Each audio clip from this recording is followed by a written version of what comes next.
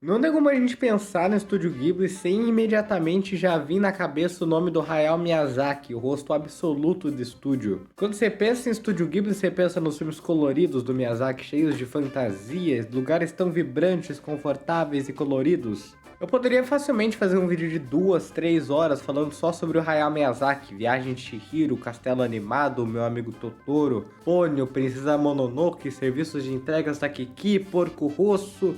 Só que aí você começa a olhar mais filmes do Estúdio Ghibli e percebe que ele não é só o Hayao Miyazaki. E quando você sai um pouco desses filmes, você começa a encontrar outras coisas do Estúdio Ghibli que são muito subestimados por partes do público. Filmes que não seguem esse mesmo estilo mais confortável do Miyazaki. Filmes como O Conto da Princesa Kaguya, que tem esse estilo visual super interessante, que parece ser mais desenhado no papel mesmo. As Memórias de Marnie, que é um filme até com um certo queer coding.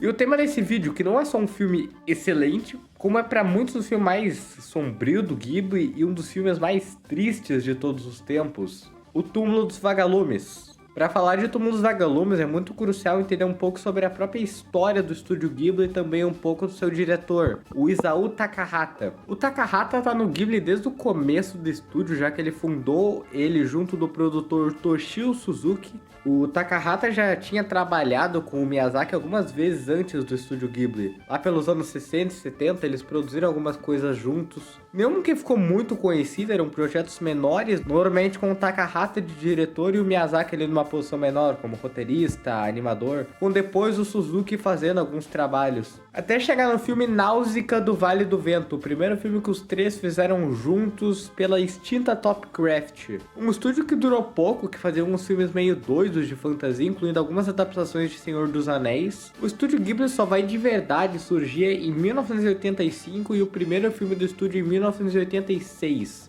O filme O Castelo no Céu, que apesar de ser um filme que é elogiado tanto por crítica quanto por público, não chegou a ser aquele sucesso de bilheteria. Não foi um flop, mas não foi aquele sucesso. Fez menos sucesso que Náusea do Vale do Vento, inclusive, mesmo sendo mais famoso hoje em dia.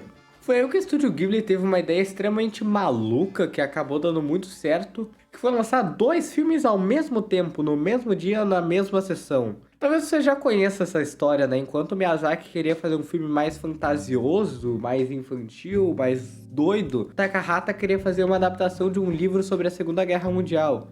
E ao invés de fazer a ideia de um engavetar do outro, eles decidiram lançar os 2 filmes ao mesmo tempo, como tipo uma grande produção conjunta. Sendo esses filmes O Meu Amigo Totoro, o filme bonitinho do Miyazaki, que você já deve ter ouvido falar, e O Túmulo dos Vagalumes, a experiência trágica do Takahata. O Túmulo dos Vagalumes é, no geral, uma experiência mais triste, trágica, o contraponto completo do Cartunista, o pior canal do YouTube, só trazendo aí pedradas toda semana. Se inscreve aí, cara, vamos lá, like, essas paradas aí pra poder ver os vídeos, tá ligado?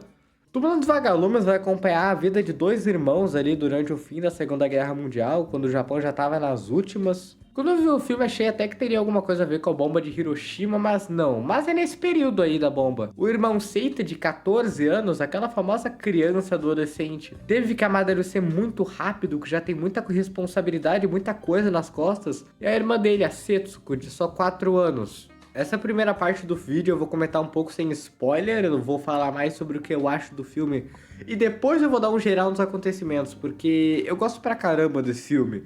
Eu quero que vocês vejam sem spoiler. Tem 2 coisas que eu acho que vale a pena comentar aqui desse filme agora, que é, cara, como esse filme é visualmente impactante.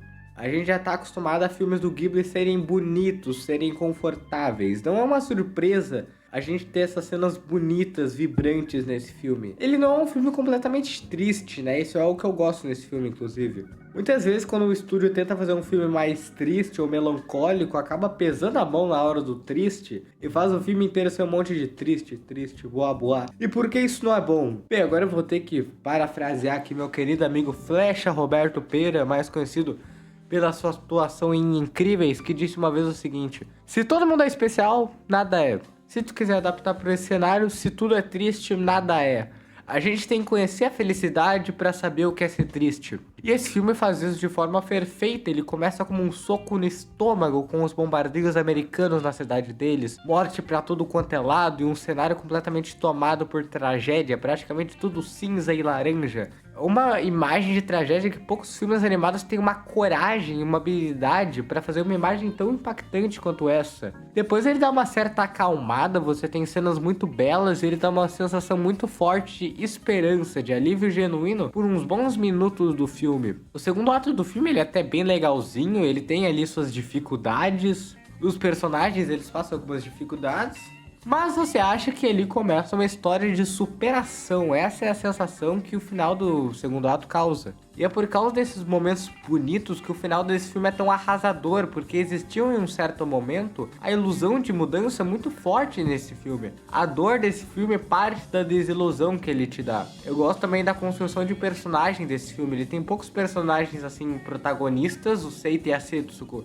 São os dois que estão na tela o tempo todo e a tia dele também aparece mais. Mas o que eu gosto nesse filme sobre os personagens é o seguinte: todo mundo nesse filme é muito cuzão com os dois irmãos e não tem como tu culpar eles, isso te quebra muito. Esse cinismo que o filme traz é muito interessante e é muito trágico. Já é um pouco de spoiler, mas o Seita faz muitas burradas durante o filme. Ele decide morar sozinho no meio do mato porque não aguentava mais a tia. Isso faz eles terem de sobreviver à base de vender roupa da mãe. Não é perfeito o comportamento do Seita nesse filme, ele é muito birrento e muito insistente em algumas coisas. Mas assim, ele é um moleque de 14 anos. Tu vai culpar o moleque de 14 anos no meio de uma guerra por fazer burrada? Melhor exemplo disso, agora sim é um pouco de spoiler, mas não diria que estraga a experiência saber disso.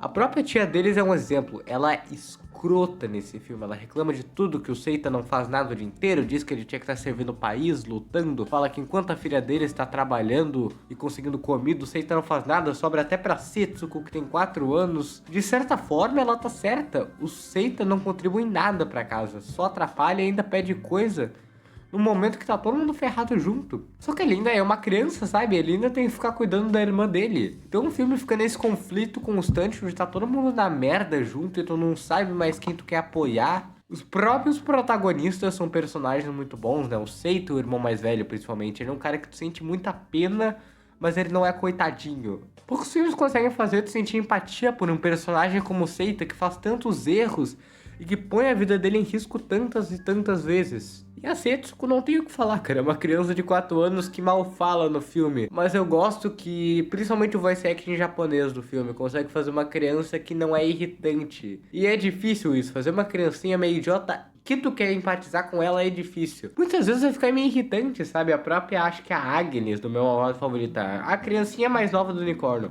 Eu acho ela meio irritante, coisa que não acontece com a Setsuko. Túmulo dos Vagalumes é um filme excelente, com certeza o meu favorito do Ghibli e um dos meus filmes favoritos de animação da minha vida. Uma história que me impactou e vai te impactar como nenhuma outra, que vai te deixar pensando e pensando, lamentando as tragédias desse filme. Então antes da parte com spoiler, eu deixo aqui registrado o quanto eu amo esse filme e o quanto eu quero que você veja ele.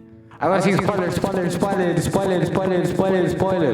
Pois bem, esse filme tem cerca de 90 minutos. Hoje existem séries com episódios nessa duração. Então existe pela parte do Takahata uma genialidade em conseguir pegar esse tempo curto e fazer um filme que não soa acelerado, não soa como um TikTok, um resumão. A parte final do filme, quando tudo desaba, é extremamente rápida. Não deve durar meia hora o terceiro ato e ele parece durar 1, 2 horas. É um pesadelo esse final, um momento pequeno que parece durar a eternidade. O arco da Setsuko ficando mais e mais doente, o Seita descobrindo que o pai dele tá morto, ele chegando no ponto de querer roubar comida pra sua irmã só pra ela morrer um dia depois. Tudo acontece num período muito pequeno de tempo, é uma sequência de socos muito rápido o arco final desse filme.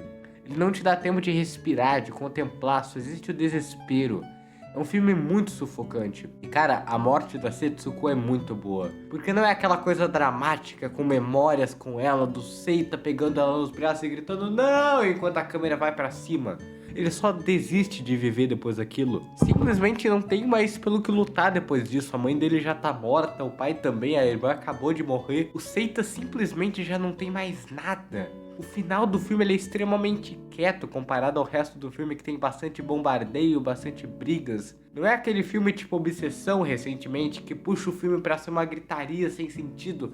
que estrala a caixa de som do cinema naquela lógica de quanto mais alto o filme, mais épico, mas ele tem poucos momentos quietos, reflexivos. E a forma como o filme é construído pelo Takahata, como ele é montado, é feito pra te fazer pensar que ele vai terminar bem. O soco no estômago que eu disse do começo do filme com a morte da mãe parece o começo de um arco de superação. Essa subversão do roteiro pra se transformar nessa tragédia, na desgraça, é difícil de fazer, sabe? Também só queria fazer esse ponto. É também legal observar a própria transformação do Seita durante o filme. Você consegue fazer a história do cara completa só com um slideshow, assim. Porque quanto mais avança o filme, mais ferrado a aparência dele fica. Ele sai dessa postura formal, ajeitada de marinheiro, até ficar quase como um mendigo, com roupa rasgada, suja. O filme ele foi extremamente aclamado no Japão, apesar de não ter sido um sucesso de bilheteria absurdo. Ganhou um bom dinheiro, mas nada demais. Inclusive o Akira Kurosawa, o maior diretor de cinema da história do Japão, o cara que inspirou Star Wars, o Steven Spielberg, uma galera, gostou pra caramba do filme e chegou a mandar uma carta pro Miyazaki dando parabéns pro filme. Só que o filme é do Takahata, não do Miyazaki. Não, mas não tinha Google em 90 pra ele pesquisar, né? O cara conseguiu dirigir Sete Samurais, mas não conseguiu pesquisar quem que era o diretor do filme que ele gostou. Hoje, no top 250 filmes do IMDb, aquele site número 1 de cinema da internet, que você deve ouvir em um monte de canais sobre cinema, Túmulo dos Vagalumes está em 36º lugar dos melhores filmes da história. É o terceiro melhor filme japonês da história, só atrás de Viagem de Chihiro. E dos Sete Samurais, um filme do próprio Akira Kurosawa, que eu tinha citado. E o segundo melhor filme de animação da história, só atrás de Viagem de Chihiro. Bem, tá aí o vídeo. Esse é um vídeo que eu queria fazer há muito tempo. O vídeo que eu queria fazer, acho que desde tipo de maio do ano passado. Eu tive que gravar esse áudio 2 vezes que vocês estão vendo, porque a primeira vez ele do nada deletou o áudio. Isso aqui eu tô gravando um dia depois. É isso, vamos lá, se inscreva e é isso, tropa, é isso.